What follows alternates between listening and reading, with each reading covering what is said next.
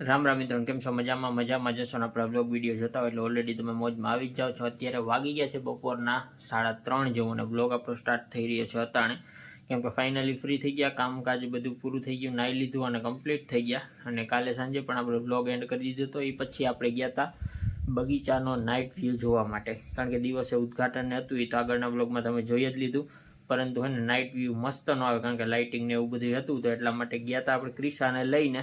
તો એ પહેલાં ક્લિપ જોઈ લ્યો અને પછી આપણે વ્લોગ કન્ટિન્યુ કરીએ. હાય મિત્રો, આવીને ડાયરેક્ટ રમાડવા માંડ્યો. ભમરી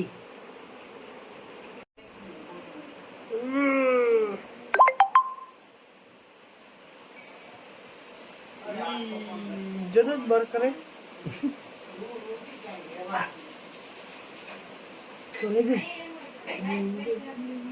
તો મુદલ ને 8 વાગ્યા વહી જાય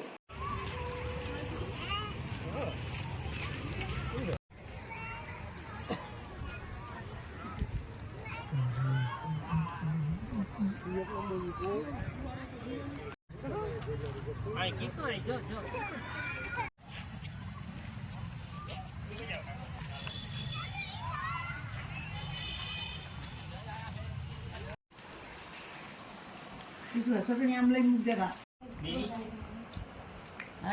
ગરમી જોરદાર એટલે જોરદાર તડકો થઈ ગયો અને હે ને 4 વ્હીલ લઈને હું નીકળી ગયો ગામમાં અને તડકો હે જોરદાર. મને એવું લાગે છે 35-40 ડિગ્રી તાપમાને પૂગી ગયો આજ કેશોદ. અત્યારે તો ઓછું થઈ ગયું, કારણ કે અત્યારે વાગી ગયા છે 5-5:15 જેવું અને આપણે આવી ગયા હતા ગામમાં. તો ચાલો હવે ઘરે નીકળીએ, કારણ કે કુલર હે ને હવે જરૂર પડે એમ જ છે, એટલે રિપેરિંગ કરવાના હતા. કારણ કે ઓલા શિયાળા પછી એટલે ઉનાળાના મૂક્યા હતા પાછા આજ કાઢ્યા હતા.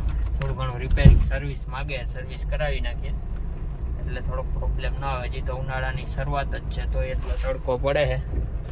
પછી આગળ જોતા કેટલો પડે જોઈએ. ચાલો આપણે ચડી ગયા છે બગીચા રોડે, અને બગીચાનો વ્લોગ ના જોયો હોય ને તો જોઈ લેજો. આગળ આપણી ચેનલમાં મૂક્યો જ છે. અને આ છે બગીચાનું ગેટ.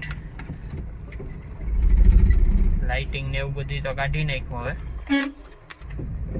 એમાં એવું છે કે હે ને ઓપનિંગ માટે 3-4 દિવસ રહેવા દીધું, પછી કાઢી નાખ્યું.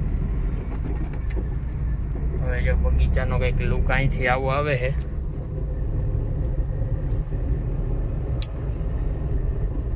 રામ રામ મિત્રો, બીજો દિવસ થઈ ગયો અને આજે છે હોળી, એટલે કે બધા મિત્રોને હોળીની ખૂબ ખૂબ સારી શુભકામનાઓ. હોળીનું પર્વ શું કામ મનાવવામાં આવે છે એ તમને ખબર હોય ને તો કોમેન્ટ કરી દેજો. બાકી મને તો ખબર જ છે ને, આગળના વિડીયોમાં અથવા આ જ વિડીયોમાં છેલ્લે હું કહીશ. તો હે ને જો ખબર હોય તો લખી નાખજો કમેન્ટમાં. અને સંસ્કૃતિને જાળવી રાખવી અને તેની પાછળનું શું કારણ છે એ આપણે ખબર જ હોવી જોઈએ, તો જ આપણે તહેવાર ઉજવવા જોઈએ.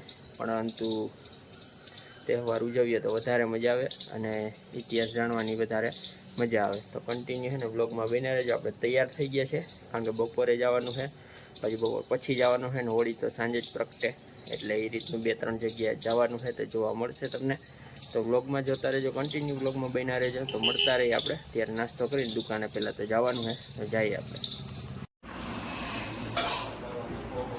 ફાઇનલી મિત્રો આપણે અત્યારે દુકાને પૂગી ગયો છું અને ભાઈ વાડ છે ને 2-3 ઠેકાણે કરી આવ્યો છું, કારણ કે જમવાનું ને એવું બધું તો કંઈ નક્કી ના હોય, પરંતુ જવું પડે વ્યવહારમાં. એટલા માટે 2 જગ્યાએ જઈએ. એવો હું દુકાને પણ આવી ગયો છું અને દુકાન આજ ખુલ્લી છે, કાલે બંધ રહે કદાચ. જોઈએ હવે, કોઈ ફ્રી હશે તો આવશે, બાકી બંધ રહેશે એવું બધું છે. અને અત્યારે વાગી ગયા છે 6:05. તો આપણે એક જગ્યાએ જવાનું છે, તો જઈ આવીએ અને પછી કાર્યક્રમ પૂરો કરીએ. અને આગળ તમને હોળીના દર્શન ને એવું બધું કરાવશું. જ્યાં હાજર રહીશું ત્યાંથી હોળીના દર્શન કરાવશું અને અમે પણ કરશું. તો કન્ટિન્યુ બ્લોગમાં બન્યા રહેજો. અને આજે છે ગુરુવારે, તો પાછો ગુજરીનો માહોલ પણ થોડોક છે ને, તડકો છે ને ભાઈ જોરદાર, એમાં વાત જ કરોમાં. એટલો તડકો છે ને અત્યારે છે ને ઠંડુ પડે છે ધીમે ધીમે, તો મજા આવે છે. તો બ્લોગમાં બન્યા રહેજો. બાકી છે ને હોળી એટલે કે બધાને ખૂબ ખૂબ સારી શુભકામનાઓ. અને કાલે છે ધૂળેટી, એટલે બધાના જીવનમાં કંઈક ને કંઈક રંગભર્યું વાતાવરણ જામે એવી બધાને શુભકામનાઓ. અને આ એક વાત એ કહેવાની કે ઘણા એવા સ્ટેટસ મૂકે છે કે મારી રંગભરી જિંદગીમાં જે ટૂંકમાં શું કહેવાય ખલેલ પહોંચાડવા વાળાને પણ હેપી હોળીની શુભકામના. આવા સ્ટેટસ તમે જોયા છે પણ એવું કંઈ નથી. નેગેટિવ સ્ટેટસ મૂકવાથી કંઈ નહીં થાય. તમારી જિંદગી સારામાં સારી જ જાય છે તો શું કામ આવા સ્ટેટસ મૂકો છો અને ખોટી નેગેટિવ વિચાર લાવો છો? હું એનો સખત વિરોધ કરું છું. પરંતુ આપણે લાગટ કોઈને કહેવા ન જોઈએ, વિડીયો દ્વારા બધાને કહેવાય તો એવા સ્ટેટસ ન મૂકો તો વધારે સારું. બાકી કોઈ તમને ટૂંકમાં તમારી જિંદગીમાં કોઈ ખલેલ પહોંચાડવા આવતું જ નથી. તો કન્ટિન્યુ બ્લોગમાં બિના રહેજો. આવું બધું તો ચાલવાનું જ છે. તો ચાલો બ્લોગ જોતા રહેજો પૂરેપૂરો.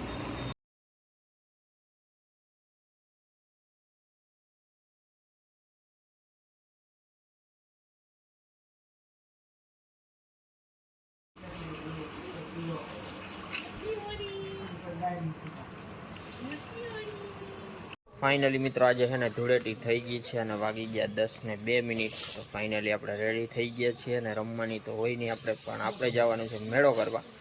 મેળો કરવા જવું છે ઈસરા ધનેશિયા બાપાના મંદિરે. તો બધાને ઓલ્ડ ધૂળેટીની ખૂબ ખૂબ સારી શુભકામનાઓ. અને ચાલો આપણે નીકળીએ અને તમને લોકેશન બતાવીએ અને મેળો બતાવીએ. તો કન્ટિન્યુ બ્લોગમાં બન્યા રહીએ. ફાઇનલી આપણે છે ને મેળામાં જવા માટે નીકળીએ છીએ અને પાછળ છે ને ગોઠવાઈ ગયા છે પ્રિન્સ ને ક્રિશા ને બધા ગોઠવાઈ ગયા છે અને વાં હોળીનું થોડું ઘણું ચાલે છે સેલિબ્રેશન. તો ચાલો આપણે નીકળીએ.